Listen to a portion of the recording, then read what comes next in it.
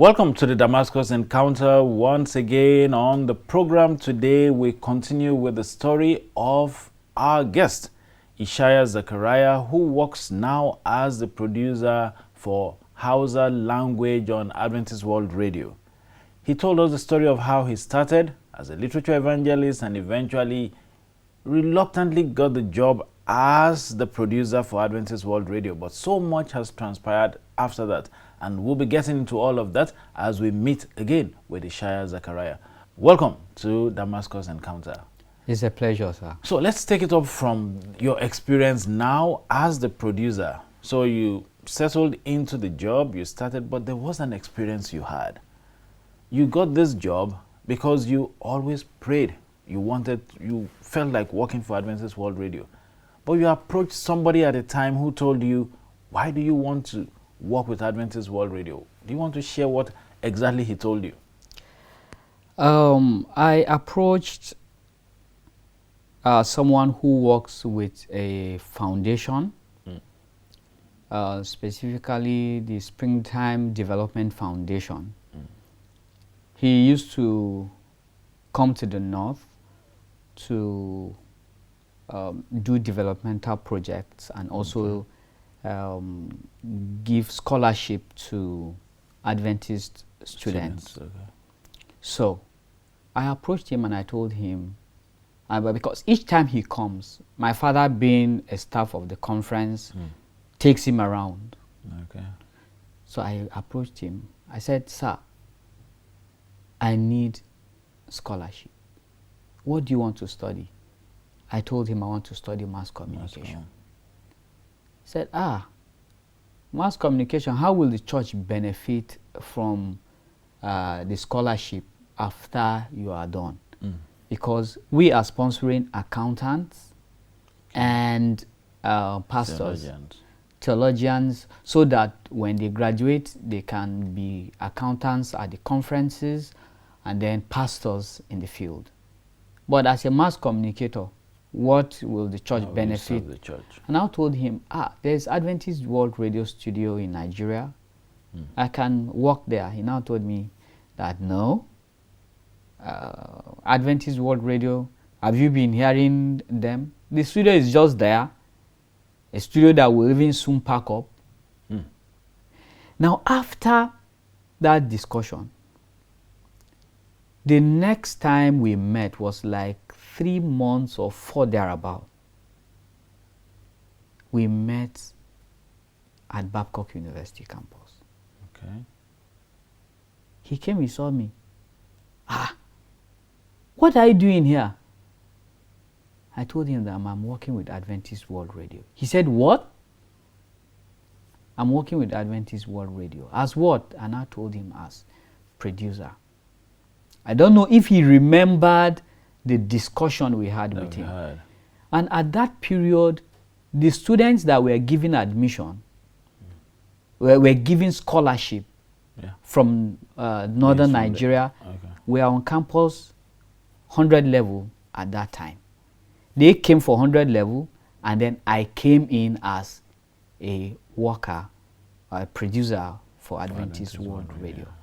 So I actually started the work as a mass communicator even before going to study mass communication as a course. So that was what transpired between myself and this very individual. And he was, I'm sure he was surprised. If he remembered what I told him, he would have been surprised, because up till today, the very station he said will collapse is still thriving. Very, very well. Okay, so let's now get on. You talked about eventually you started a job before you got you studied mass communication. So meaning that eventually you studied mass communication and you have a degree. I have a degree now in mass communication. And did you get it from Babcock University? I got it from Babcock University. And the story behind how I got this admission, or I've been able to run through this program, is also a miracle on its own.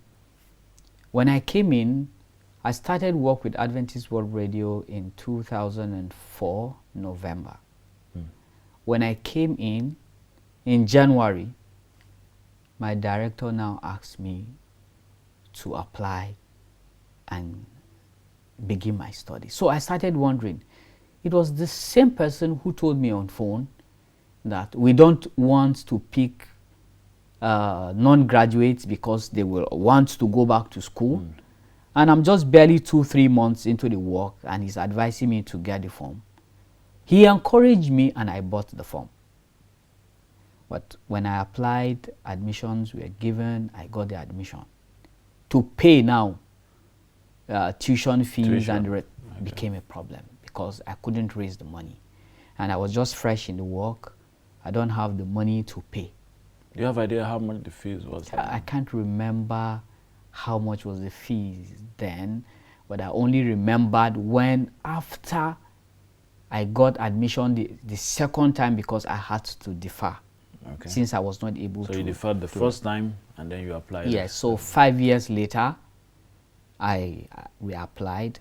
But what formed my application was the struggles that my director struggled in order to help me raise money to go to school. I remember he wrote a letter to the university administration telling them that since the coming of this man, the work of Adventist World Radio Hausa language has changed. And because of what he is doing, I feel the university should offer him a scholarship. If they offer scholarship to students of the community where the university is situated, he is suggesting that this man be offered scholarship. And the university replied that he cannot be offered admission scholarship, but he should work and go through the work-study program of the university to augment for his school fees. So after that, it was like a disappointment. He now wrote to Adventist World Radio International, told them, and I think he went for a meeting, met with the AWR president, Ben Sean then, explained everything that was going on with the producer and the hard work and the success stories. And then he said, okay, we'll see what would happen.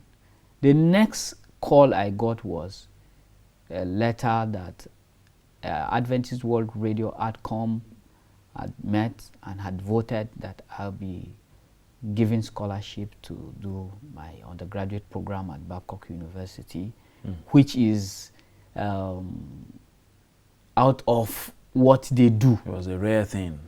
They don't do that. All they do is to source for money for broadcast of programs. And here I am being offered admission to study mass communication. That was how I started my journey in mass communication as a course in Babcock University. And that must have been very encouraging for you. Very, very encouraging. And one of the things that really challenged me was the response of my director to the letter written by the memo that the MOU, Memorandum of Understanding between Babcock University and Adventist World Radio.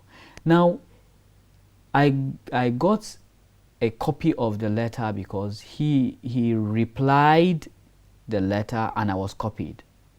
And the response was that the condition Adventist World Radio gave is that after paying for my tuition for 4 years, I should promise that I will serve the Adventist World Radio for 4 years before I will decide to leave Adventist World Radio.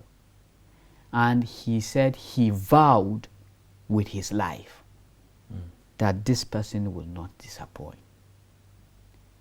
When I read that, I started thinking, does this man know my mind? That he has vowed his life for me to be given scholarship, and that I will not disappoint, I will not break the bond. I said, if this man has said so, which means he has real confidence in me. And I promise God I will not disappoint this man. Now, when I came in, the early hours or the early months of my program, I found out that people were struggling here and there to get me job out of the university, to work elsewhere, that I would gain more money. But I told them that is not my interest. My interest is where I will work and have the joy of serving the Lord. So that was how I got admission to study mass communication in Babcock University. And to the glory of God, you graduated with a BSc in mass communication. Yeah. And you also... I'm running my master's degree. Okay, master's degree in also mass in mass communication. Mass communication. That's interesting. So let's come back and talk about what God has been able to do. A success story in the Adventist World Radio broadcast. You have experiences that needs to be shared. First, let's talk about the number of calls that you receive and text messages in a day as a result of Adventist World Radio broadcasts. When I started receiving calls, I never believed that I started the productions and programs were being aired. And it is always a thing of when I joined, what I was reading were surface mails that listeners wrote. Then the GSM was not really in place. But when we started using the GSM and we were given the numbers, I will receive over 50 calls every day. Text messages I can't count. And they are just prayers and thanks to God for the programs changing their lives. And so I felt that I have a very big task ahead of me, because these people feel that this man is like a savior to us. Whatever I say in the programs or whatever we present to them, they accept it wholeheartedly. And I felt that I have a lot of work to do. I need to rededicate myself for this. One evening, a Friday evening, I got a call from a listener. He told me that he traveled like about 20 kilometers for him to get network and call. I now asked him, okay, what is it all about? He told me that he has listened to our programs. He wants to join the church. Where is your location? He told me his location. I said, okay, let me get in touch with the conference president and link you up with them. He said, okay. But he said, I can't reach him until the following week, Friday, being market day. That's when he will travel another 20 kilometers to go to where there's network, for him to call. And that must have been very, very impressive and overwhelming for you. Yeah. That your broadcast can reach someone and make him travel all the way. All the way. But we'll come back and talk about some of these experiences as you shed more light, having gotten in touch with the conference president concerning this listener. Damascus Encounter will be back in a short while. Don't go away.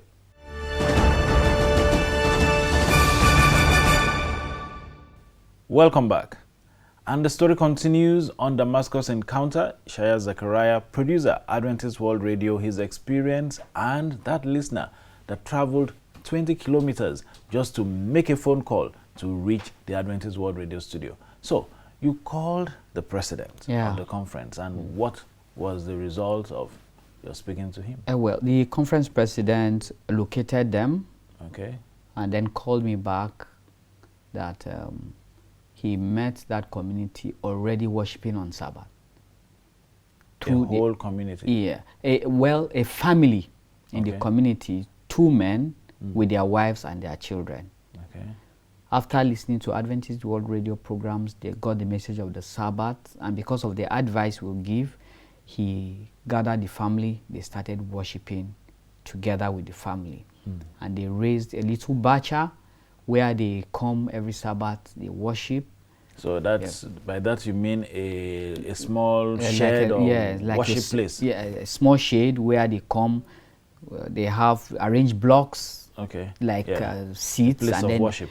they come there, do their singing, but he does not have an idea of the mode of worship. Oh, okay. So the conference helped, and on the day of their baptism, we were invited in the studio. We traveled together with my director. We went there and had the worship. It was an experience that I will never forget. And so, if I just may ask very briefly or quickly, how did you feel when you saw how many people got baptized, and how did you feel when these people were baptized, knowing it was a result of your programs? You know, such kind of joy you can never explain. I don't know how to explain the kind of joy I had, that seeing people come to God through the programs that we do. Sometimes we just feel that we are doing it. People, let me just do it, but it has the effect. And so I felt that God has called me to a ministry. And I think about 14 people, if I'm not mistaken, that day were baptized. And that is how the story just continued. People giving their lives to Christ every day. Okay.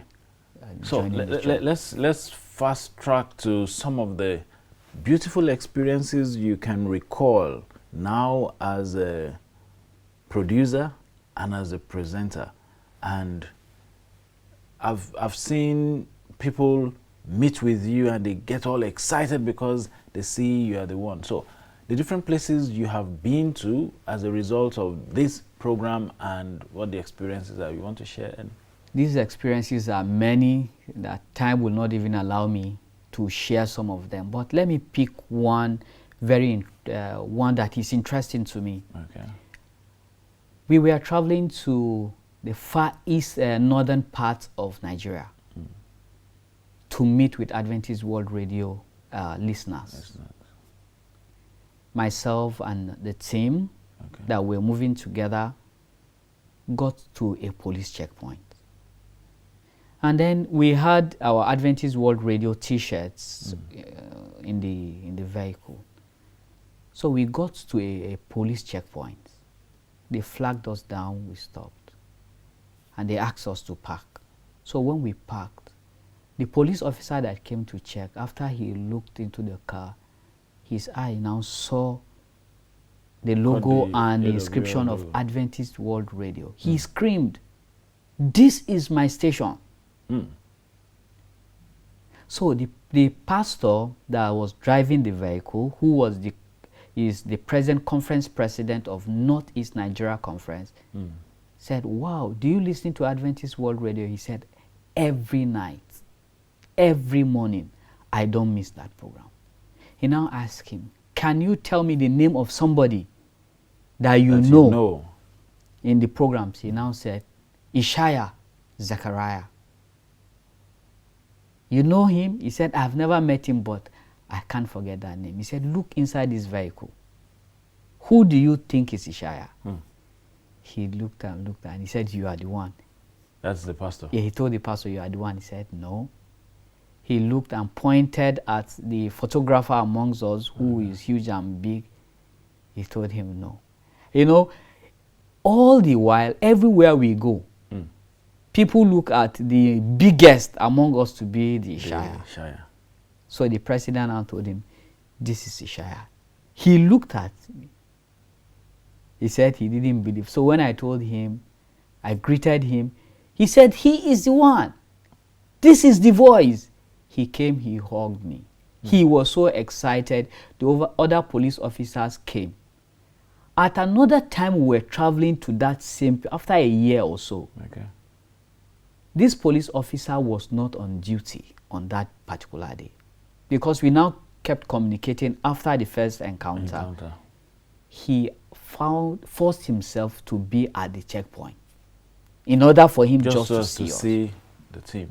When the vehicle came, they bought a special gift to give the team of Adventist World Radio. And what gift was this? Well, when we opened the package, we found out that it is a well-seasoned, roasted meat that they brought. Okay. And they said, this is the gift they have for us. We don't have anything, but this is what we are presenting to the team of Adventist World Radio. We accepted it with joy. We thanked them. The pastor prayed with them, and then we continued our journey. You can just, the excitement and the joy in their hearts, having to meet with the team they have been listening to on radio, you can't quantify their joy. Yeah, that's amazing. And now there is another experience of that woman you met, who you talked about, who has records of listening to AWR programs for years.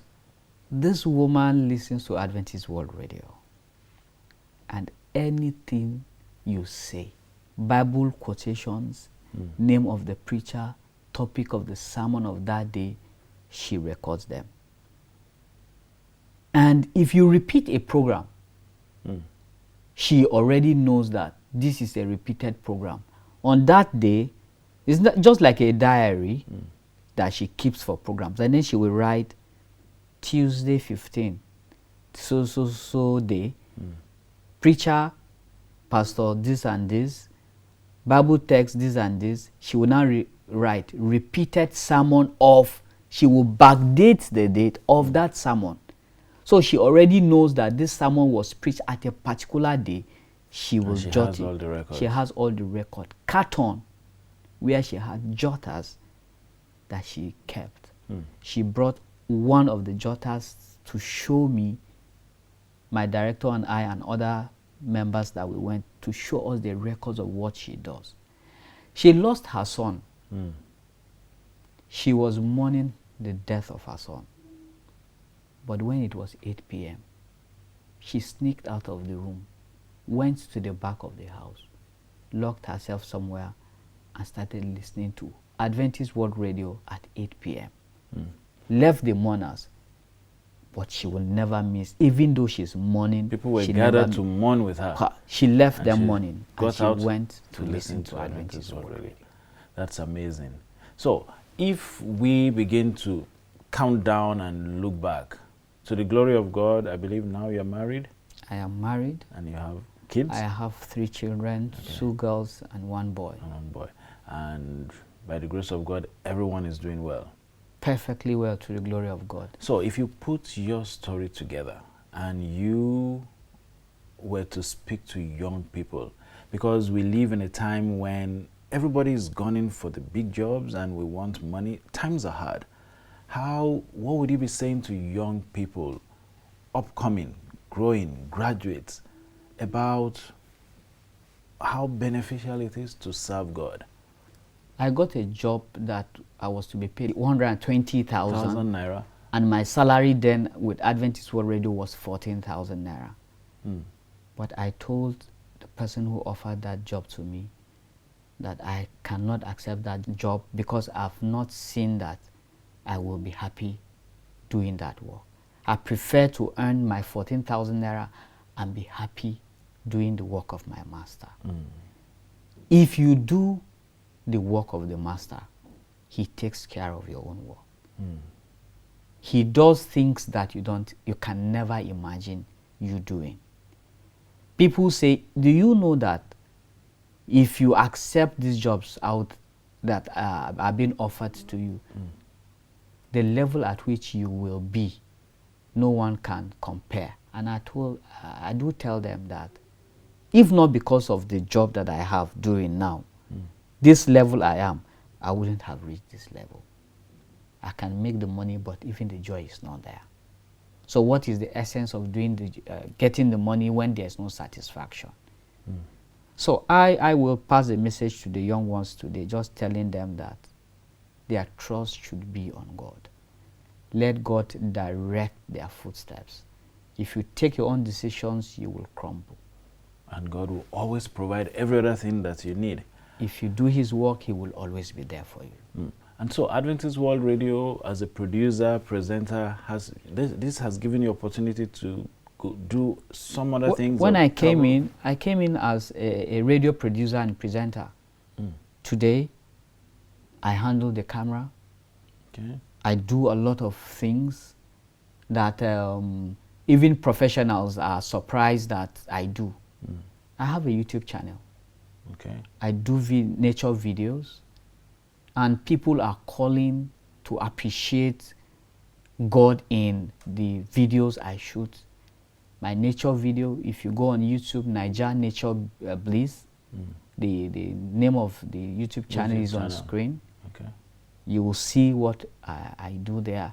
I push them there, and people are happy. So when people see a bird that I took my time to shoot, and they give glory to God for what He has done, I find peace in that. When I came to Adventist World, before coming to Adventist World Radio, I didn't have a picture of all those things. But today, I'm a graduate. I can handle the camera. I can edit videos. I can do productions. So there's no joy that is more than that God has been able to do for you. And many ideas that God has opened up in your mind. Yeah. And I believe even it is still on the verge of breaking, you are about getting to do even more. Very interesting journey and very interesting story. I want to thank you very much for sharing a part of you and encouraging people. Jesus came in, led you all the way, and you were able to take that decision for Him. And today, lives have been touched. People have been converted to Jesus Christ. Thank you for the opportunity for sharing your story on the Damascus Encounter. Thank you very much for having me. Well, that will be it on today's edition of the program Damascus Encounter. We have listened to Ishaya Zachariah, and we see how far God has taken him and the many blessings, blessed, graduate, and of course, he has his own family and things are moving on, even with a master's degree program in progress. There is no end to what God can do for you if you choose to stand for Him. That will be all on today's edition of the program. Same time next week, we'll be back with a fresher edition of the Damascus Encounter. And until then, I would say keep encountering Jesus and sharing Him to the world around you. Bye-bye.